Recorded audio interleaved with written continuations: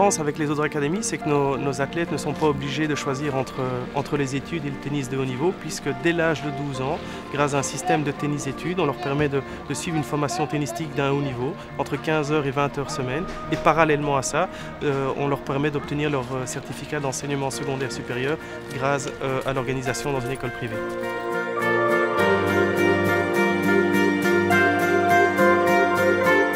L'objectif ici, c'est de les faire passer les examens à la communauté française. Donc la communauté française organise les examens du jury central, ce qui leur permet donc à la clé d'avoir un diplôme reconnu, donc délivré par la communauté française.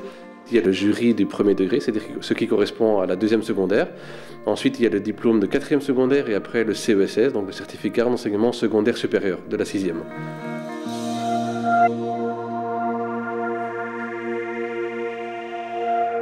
Ici, l'école va s'adapter à la programmation des compétitions, à la programmation des entraînements. Et ce n'est pas le joueur, qui doit s'adapter à l'organisation de l'école.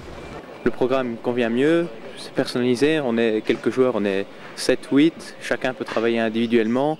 Il y a plus d'heures, c'est plus qualitatif, c'est plus suivi. Et je me suis fait des bons copains. Pour moi, c'est le team parfait en fait.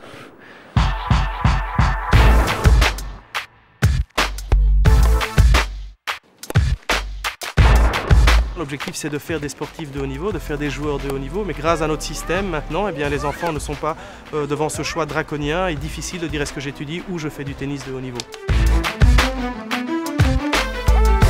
On n'intègre que des élèves qui ont l'ambition de réussir professionnellement dans le tennis et en même temps d'avoir leur diplôme. Un élève qui n'étudie pas, on peut ne plus l'accepter au projet. Si je ne fais pas d'efforts, les heures sur le terrain, je ne pourrais pas les faire, quoi. Si je ne bosse pas ici, forcément, ils ne me laisseront pas bosser à l'entraînement. Ils m'obligeront à étudier, à faire les devoirs, et voilà. Bon, maintenant, si l'élève rate un examen, par exemple à l'examen de mathématiques, on focalisera sur les chapitres qu'il maîtrise moins. Maintenant, s'il rate à la session l'examen de maths, nous ferons en sorte qu'il réussisse pour la fois d'après.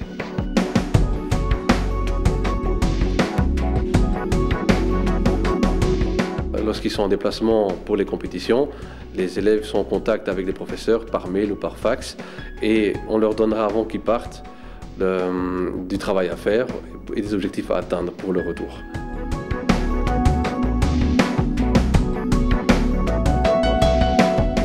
En collaboration avec Overboarder, on ne laisse pas tomber les enfants qui sortent de réto, donc on continue à les entraîner et parallèlement à ça, on leur permet d'obtenir des bourses vers les États-Unis. Le gros avantage dans ce système-là, c'est que quand ils obtiennent leur bourse, ils rentabilisent toutes les années passées sur le terrain parce qu'évidemment tout ça a un coût et les athlètes qui obtiennent leur bourse, ça leur permet de récupérer leur investissement de cette façon-là. Ils doivent avoir leur diplôme d'école secondaire. Et ils doivent avoir un bon niveau, en ce cas au tennis ou en golf ou n'importe quel sport.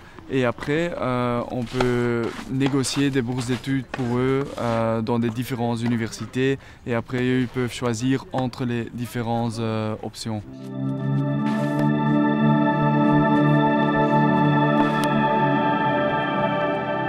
Voilà, je me dis que j'ai la chance d'être chez E-Tech et je compte bien leur prouver que je suis capable d'aller loin.